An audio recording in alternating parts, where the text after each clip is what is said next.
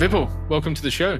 Thanks, man. How are you? I'm good. It's great to catch up. It's interesting for me because you're the first person I've had on the podcast where you've gone from someone I've worked with in the past to going on to becoming a CTA. Like I've placed CTAs in the past, but they were CTAs. So I've not seen their career journey as closely as I've seen yours. So I'm really keen to explore that with you and find out a bit more about what you've been up to over the last couple of years. It's my pleasure, actually. Means I've worked with you since then. And yeah, I think I have grown a bit since then as well. But yeah, it's going good. Yeah, nice. Well, I'd love to be on your show. Well, I know CTA was always something that was on your roadmap, something you were striving for. So let's go back to the beginning, though, and we'll get to that. I like to kind of go right back and understand kind of how you've ended up in the world of IT. So what was it about IT? When did you first become interested in computers? What was it about IT that made you wanted to pursue a career in education in this space? It's very long back, right? Means I was a kid and my uncle had a computer and it was black and white computer with only 2 GB of memory space. And it has only couple of things like I can play Pac-Man and chess because he won't let me do anything else. And that too via floppy disk, right? So it was fascinating then. So I ended up playing a lot on that computer and then time passed, but it was somewhere in my subconscious mind. By then I have started getting more interest on semiconductor as a whole. So I ended up pursuing electronics engineering, not computer science. But while doing that engineering, I ended up learning C, C++, Java, and it fascinates me a lot. Then, and my now wife is also, pretty much good coder then. So I wanted to, do something so that I can impress her, very frank, in coding. So I ended up learning coding and it give me a kick, I'll say. So I ended up doing much more in that space itself. And sooner there was like a placement opportunity came through in 2011ish. So at that time, I was lucky enough to get placed in a couple of companies which were doing IT. And yeah, that's how I ended up being in IT after doing electronics engineering and made my career. And I'm lucky enough to be in a role which I actually like. It's not like I'm just doing IT for sake of doing it. I actually end up liking it as well. To go on to achieve the goal that you've just achieved, and I don't want to touch too much on the CTA yet, but you kind of have to enjoy what you're doing, right? Because otherwise you have to put so much time into it that you wouldn't do that unless you enjoyed it. It would be so hard to do if it wasn't something you liked learning, unless you were inquisitive and wanted to keep growing your mind. You finished your education, you got your first couple of roles in IT. What did they look like? What were you doing at that point? It was Syntel, which I joined. Now it is called as Atos Syntel. So in Syntel, I ended up being in the southern part of India, which is Chennai, as intern, right? So I ended up learning mainframes. So they decided that I'll be better suited at mainframes. So there was some metrics there, which I don't know. So I ended up learning mainframes and I ended up getting a project in mainframe, but my town got relocated. I ended up being in central part of India, that is Pune. So in Pune, when I was doing mainframes, I have few colleagues who were still in Java and I already know Java, right? So I always fascinate towards Java. I wanted to keep going through that side. So I keep on trying. In few months time, I ended up getting a project which was of Java, and that's how my initial roles made me into a better software developer, I'll say. So then I grew up in Java space, but pretty soon enough, right, I ended up being introduced to the Salesforce world with the Java project itself because they have just bought Salesforce as their component. And yeah, that's how I ended up being in Salesforce ecosystem. So coming into Salesforce from a Java background, like what did you like and what did you dislike about working with Salesforce in the very early days? It's tough actually, right? Because now I don't remember a lot of Java. But yeah, in very early days, the first thing which I actually like about Salesforce is their out-of-the-box features, right? So I actually ended up learning Salesforce in the days of S-Control, right? So it's pretty basic, like means S control was going and BF is coming. So at that time itself, like Salesforce was good enough that you can explore out of the box configuration and similar thing which you have to do in Java. It would be a day's code, right? So you can achieve those things pretty quickly. So that is one of the thing which fascinates me a lot. But in terms of unlikeliness, if I talk about, so I actually don't, in initial days, I don't like that you don't have enough control as you can have on Java, right? Because there are some governor limits and all. But sooner than later, I realized that why those governor limits are there. It is actually making the world better. Yeah. But did you immediately move into Salesforce and think to yourself, I want to stay in this ecosystem? I want to keep working with Salesforce? It's a strange question, right? Means when I introduced to Salesforce, after some time itself, like I got an opportunity to join a PDO in Jaipur, which is my hometown as well. So when I went there, my main focus was to stay in Jaipur itself more than staying in Salesforce. But at that time, Workday is also growing a lot, right? So in parallel, I have some interest to go towards Workday as well. But I'll say I might have grown myself enough in Salesforce that it has become a bit tougher for me then to again transition to a technology which is 100% different to what I have been doing in Salesforce world, right? And while learning Salesforce, meeting people who are of same mindset, it is better. I thought that it is better to stay in Salesforce than jumping around. So but it wasn't necessarily an instant love, though. Like you didn't think, right, I found the platform I want to work on for the rest of my life. It wasn't like that.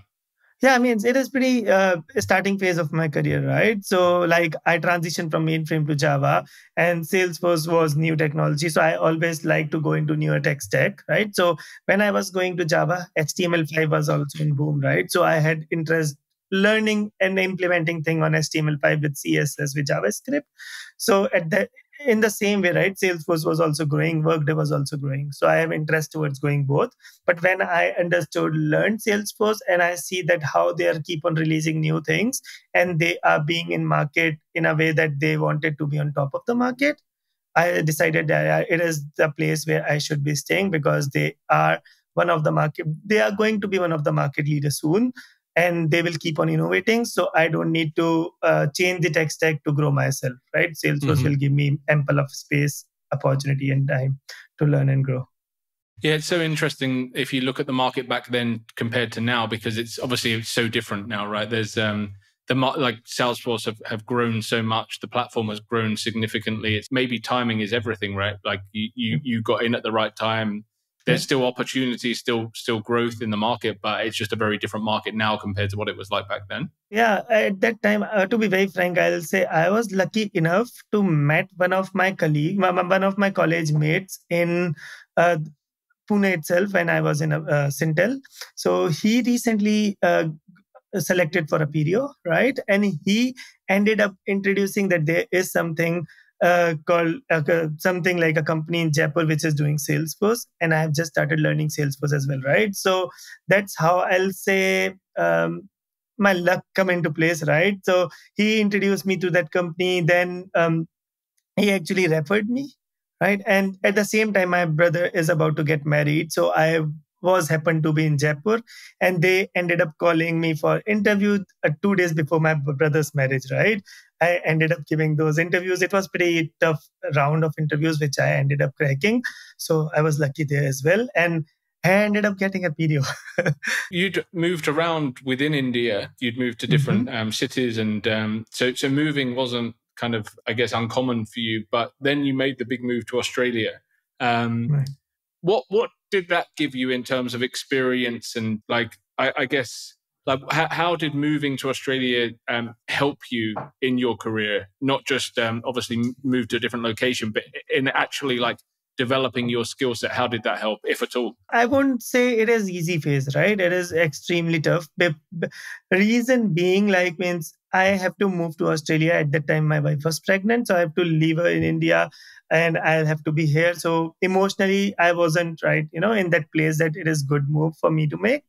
And when I landed in Australia, I ended up being in Littleburg Street of Melbourne, which is not so quiet place, and at around 2 a.m.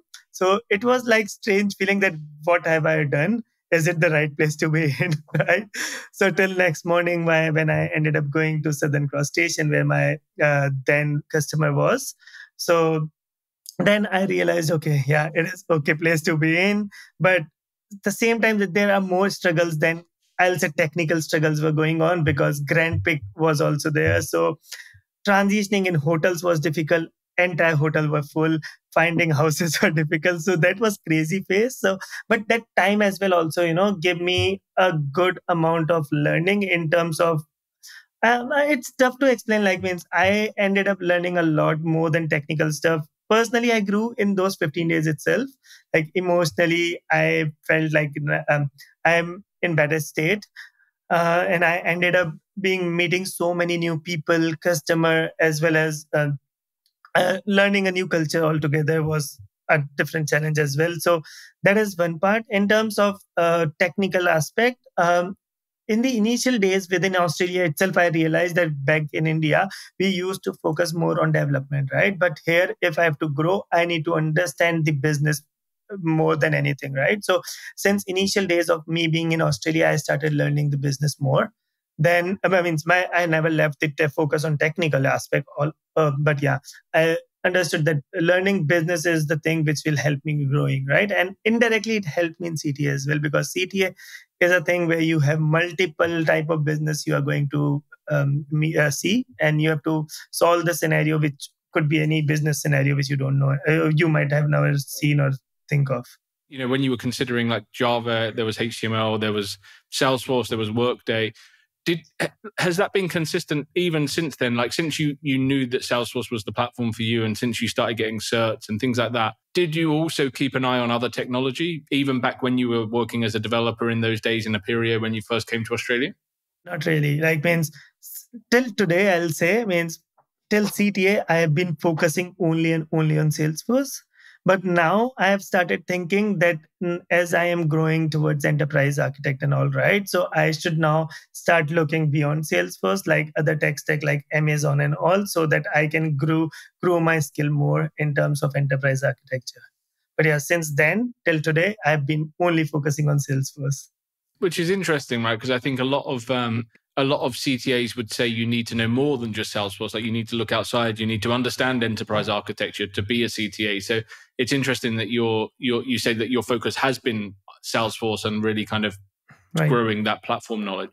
Yeah, so understanding is really important. But when I say that I am looking towards Amazon stack set, is like to actually go and doing hands dirty, understanding how it works end to end. Like within while doing CTA, I should be knowing what is ESB, how does it work, how ETL come into picture, how on-prem system works, firewall, and so many things, right? But to the level that your entire landscape or enterprise architecture which you are going to suggest, right, maybe in custom real life or in CTA scenario, it should work, right? But now I'm thinking to grow in a way that I can feel confident about if I am saying that, okay, we'll be having an Amazon workspace doing this thing. I should be the one who should know in so much of depth that whenever, if my team member is stuck, I can be there to help them. Yeah. So how did you, you were a developer, you're now an architect. That's a transition that a lot of people want to make. How did you go about making that transition? Yeah, I am actually a firm believer that if whatever you want, right, you can get it, but you just need to take a couple of steps, right? So it was, I think, sometime in 2018 itself, my project of a period just got completed and I was on bench. So my main focus was to complete PD2 then, right? While doing one of the super badges, I realized that if I would have known deployment better, it would have been much easier situation. So I just decided that now I have to focus mainly on deployment and make myself a deployment expert. Right. So as I told, right. So I wanted to become an expert in deployment. So stars aligned and I ended up getting a role which was of a deployment engineer back in one of the energy utility customers. Actually, I met Bibu there. So that's a different story. But yeah, while doing this deployment piece of thing, right? So till then as well, I was not focused about architecture. But while doing deployment, my then manager approved told me that you already know so much of deployment. Why don't you go and attempt a deployment architect certification, right? So at that instance, this is the first time when it came to my mind that, okay, I can be a deployment architect. Okay, so while doing it, I ended up doing that deployment certification, and my role in that current project grew, and I have started acting like a bit of deployment architect itself, right? And while seeing these people like Bibu and others who are acting as an architect, it actually started fascinating me that I can also think about going into that direction. So slowly the transition happened. My energy utility customer work is wrapped up, and then I ended up landing in one of the architect roles for one of the FSC customers. I was going to say, how did you feel? Because if it had only been something recently, you were like, maybe I could be an architect, to then find yourself in an architect role, did you feel comfortable? Did you feel out of your depth? When I decided like I should be an architect, I conveyed my thoughts to my manager. I have already done deployment architect certification.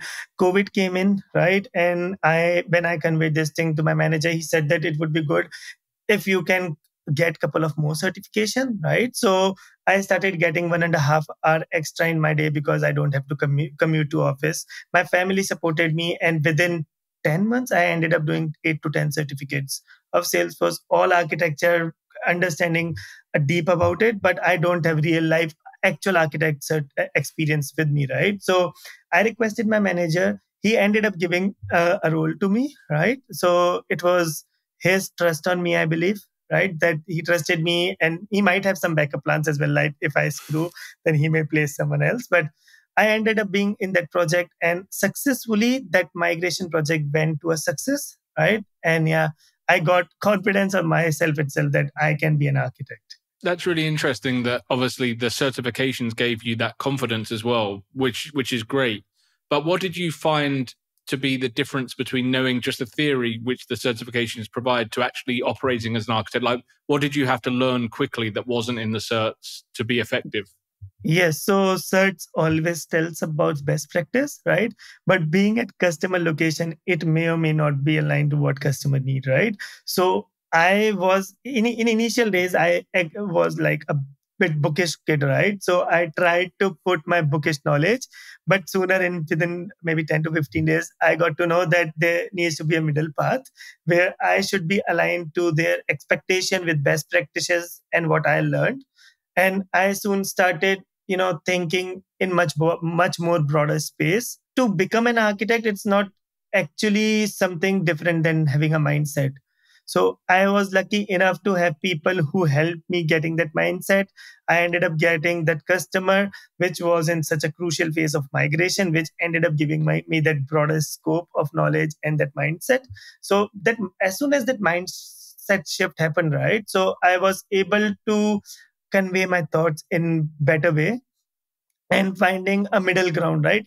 I won't say it is not a best practice solution, but the best practice may the one of the best practice may not be suitable for that situation. It could be like pretty I will go a bit technical. So it could be like people want to have a fire and forget, right? But oh, sorry, my bad. A request and reply, but that situation might not be aligned with their expectation and best practice. I ended up suggesting platform event to do a fire and forget. So something like those I ended up understanding pretty quickly in that phase itself. Yeah, it must be. I think it's like that. You commented on the fact that you had your manager's support, which is important, right? Because if you haven't got that practical experience and you are going in with textbook knowledge, like you said, like you're a book guy, like you could really quickly feel out of your depth when like real life challenges are being thrown at you, and you're like trying to implement best practice as you know it out of a book, but it's not quite right for what that problem in front of you is facing. So yeah, it's so important that you realize that, but also have that support of your manager to kind of own it. Yeah, so my manager has been amazing during my transition. I cannot ask for more than that. Yeah, that's awesome, and I think that's so key. So when you'd gone from seeing yourself as a developer, then you did your deployment architect certification, you got an architect role, you did more architect certs. When did the CTA become something you actually seriously wanted to pursue? A lot happened during that migration project, which I've been talking about. So by then, I already have all my system and application architect done, right? I still didn't have thought about CTA then. So then internally within Aperio itself, we ended up forming a group of people who have done this system and application both. And in parallel, I ended up having discussion with my colleagues who were talking about CTAs. And during this COVID time, there have been many more CTAs than ever, right? So all got aligned, and we ended up forming a group internally in Aperio, which were talking about CTA. But still, I wasn't impressed with CTA that I have to do it or something. Then they ended up introducing to me to one of the CTAs we had in Aperio, that is Joy Castro, right? He is one of the initial CTAs, and I'll say I wasn't so lucky enough that I only get 2 sessions with him. right, in my period duration. If I would have got more, then I would have been a much, much, much better architect by now. So after talking to him in those 2 or 3 sessions, actually 2 sessions which I had with him, I learned a lot about CTA, why it is important to become a CTA, and how much I can grow myself, right? And I'll say those meeting with Joy Castro were the key for me to decide that yes, I wanted to be a CTA. And then you left Aperio. This is where our relationship started. So you left. I apologize to Aperio if anyone's watching this. But yeah, you left and joined another big global SI. Like once you decided you wanted to be a CTA, and then when you were considering new opportunities, like how important was the CTA journey to you when you next moved? Like how big an impact was that going to have on your next career decision? If I remember correctly, we started discussing in September 2021, right?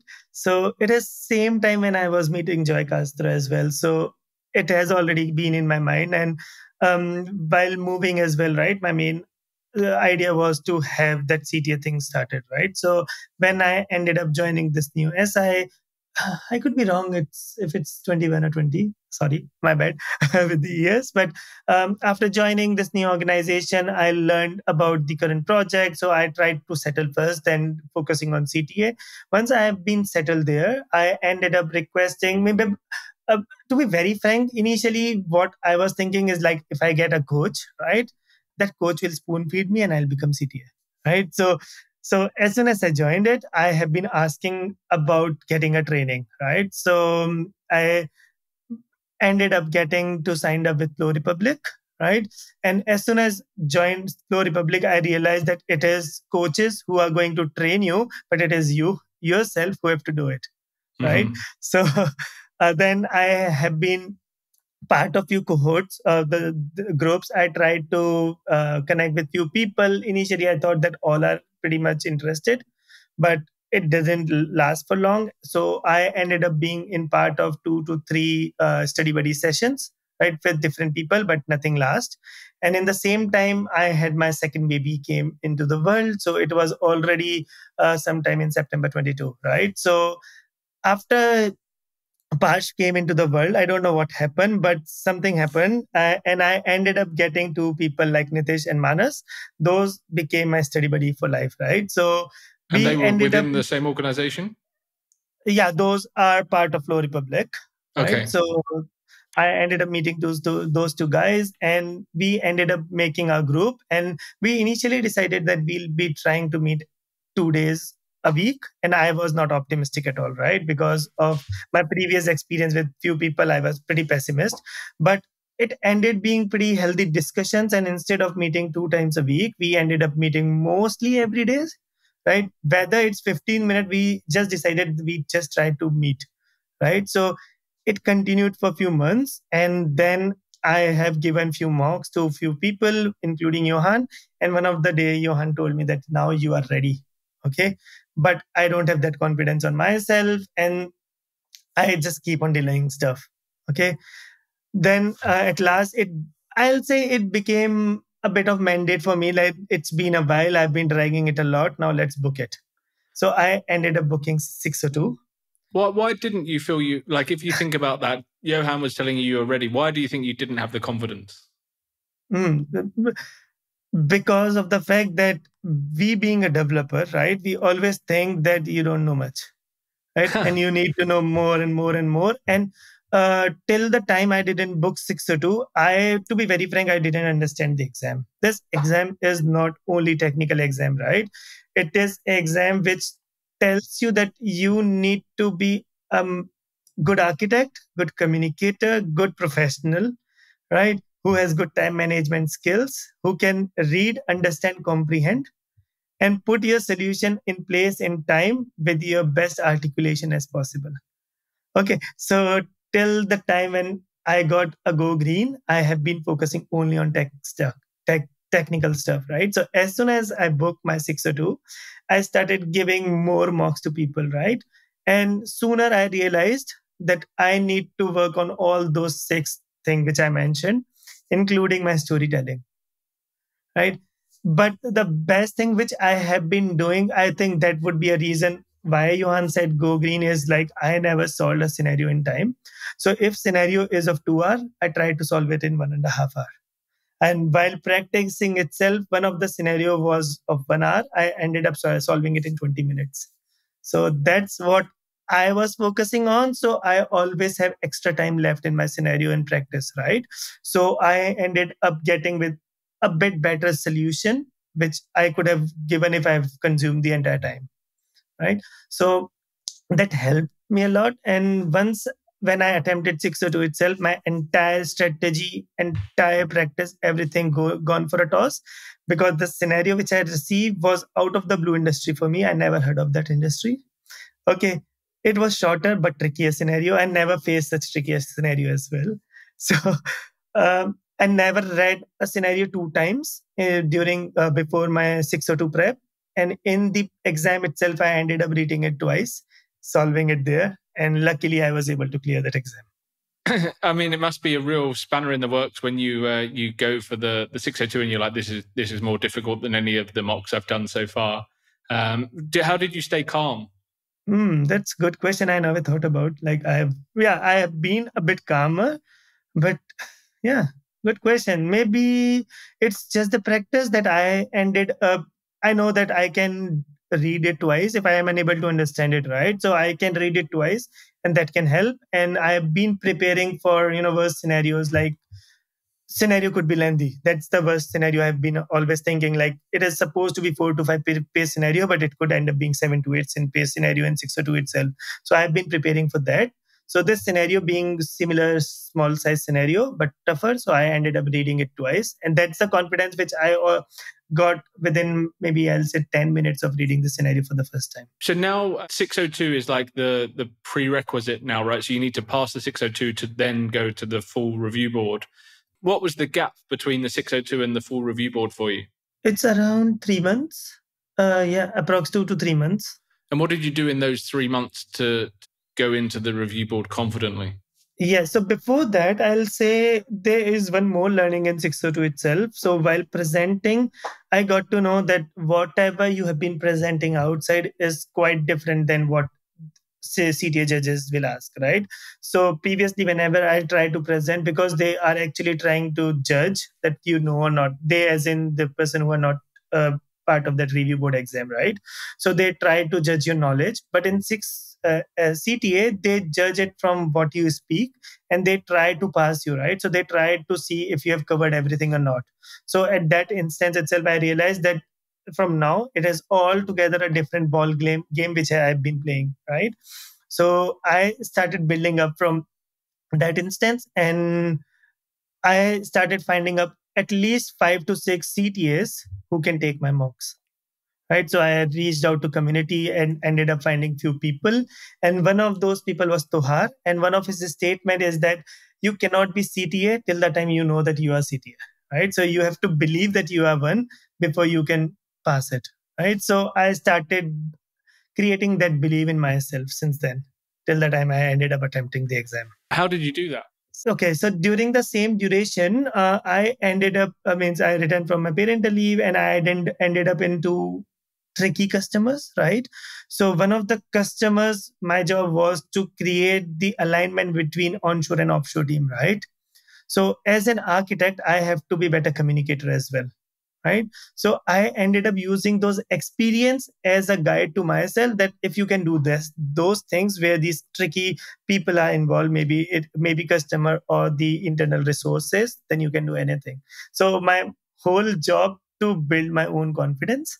My family supported me a lot. So my wife used to say that you have cleared 602 scenario, which has been so tough. You never imagined it. And actually within the break of 602, when I came out, right, I ended up saying to her that I'm going to fail it, right, before giving my presentation, right? And I ended up passing that. So she has been there as a pillar who keep on boosting me that you have done that thing. So nothing is going to be challenging for you.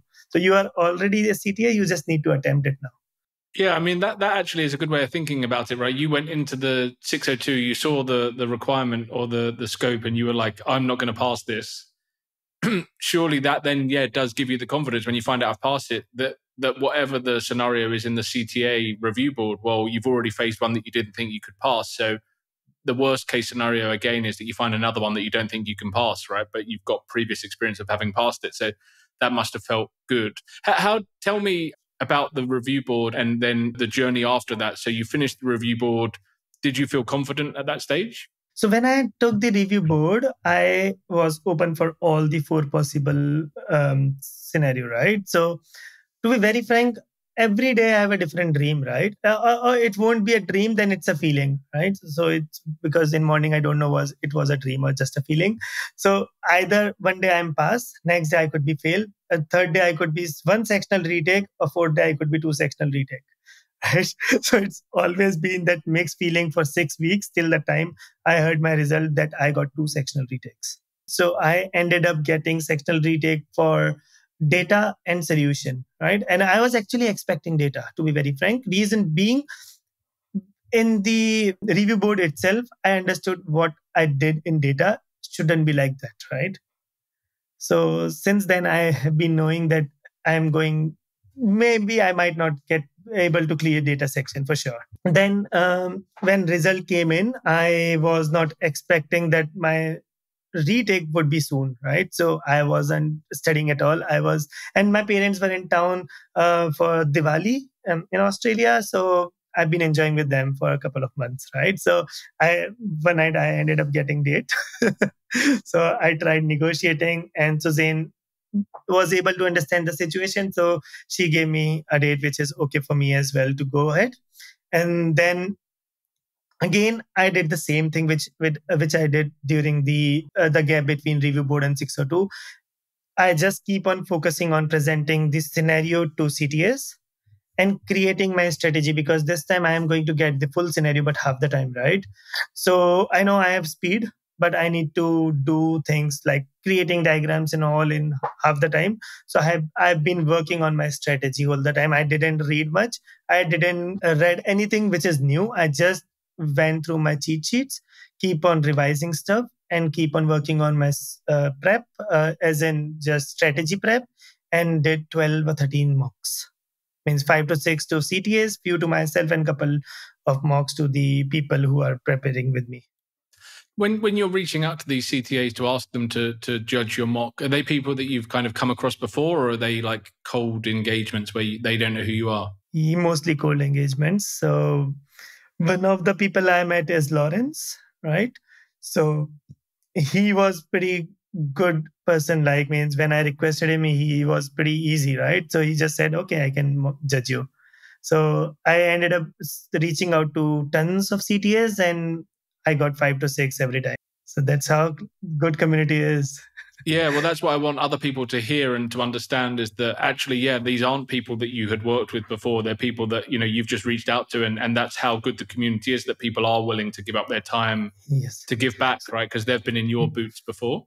I initially mentioned, right, I have two study buddies, Nishchit and Manas. So I wasn't so eager to reach out to people, right? So Nishchit actually ended up suggesting me, if you cannot ask for something from someone, how would you be able to present your scenario? Because you have to come up with so many things, right? So you have to be eager in getting something, asking thing, and you need to come up with your own story, why you need their help and all. So he was the one who actually suggested me to reach out to people, sharing my own story with them and see if they can help me or not. Yeah, and like you said, lots of people were willing to, right? Yeah. So this exam is not only just a technical exam, as I already told, right? It will make you better architect, better communicator. You'll know that people are there in this world to help you out, including your judges. They are there to pass you, not to fail you, right? So you'll meet so many new people. That is the main gist of this exam. So when I ended up passing it, at that instance, I was just thinking, like, if I would have failed, that also doesn't have mattered, because I learned a lot during the journey, right? So I wasn't happy, I wasn't sad, I was okay. Like, yes, I have done it, but it's like so much I have learned throughout the journey. That is what matters. If you could look back through the journey, what was the hardest part for you? Storytelling. How do you feel you developed that then? Because that is a difficult one to develop, right? Do you, like, I know some people have literally stood in front of their family and told stories, like they're presented to their family, like doing things like that about topics that, they're not necessarily 100% sure of, and things just to kind of put you in an area, or other people go to like Toastmasters and prepare for public speaking and stuff like that. What was your method of becoming a better storyteller? I think I'm a person who is good to take the productive feedback. So one of the judges gave me feedback that your story is crap. Okay. And you need to work on it. So, but that person actually ended up suggesting, right? How can I work on it? Plus, he actually ended up explaining the entire paragraph that if he would have been the one who has to present it, this is the way he would, right? Sure. So I have that type of presentation in my mind, and every next mock I come up with something new and I keep on adding it, right? Mm-hmm. So there are rare occurrences where there is something which is not for me, I just skip that part. But whenever there is something for me to learn, I'll just learn and implement it. So till the second last day, like, I actually ended up learning one thing and I implemented it in the review board. Really? So I was not hesitant to change my strategy if it is for good, right? And keep on learning, keep on implementing. That's the way to go. Is there anything you'd have done differently if you look back throughout the whole journey now? I wouldn't have given so much of time at the start just learning tech stuff. Instead, I would have mainly focused on presenting to CTAs or presenting to the people who are way ahead in their CTA journey, right? Instead of just focusing on reading, and reading, right? Because if I consider CTA to be level 1, 2, and 3, right, in terms of technical space, so I try to focus either on level 2 or level 3, right? But if I have to do it again, I'll focus on level 1 and level 2, and level 3 only and only if I think I don't know that section at all. Mm-hmm. Because if you are able to demonstrate that you know something at level 1 or 2, judges might not go to level 3 because they can understand that you have that knowledge. Yeah, makes sense. So that's how I would have attacked it. And yeah, storytelling is something which I should have known since start. I could have done much better.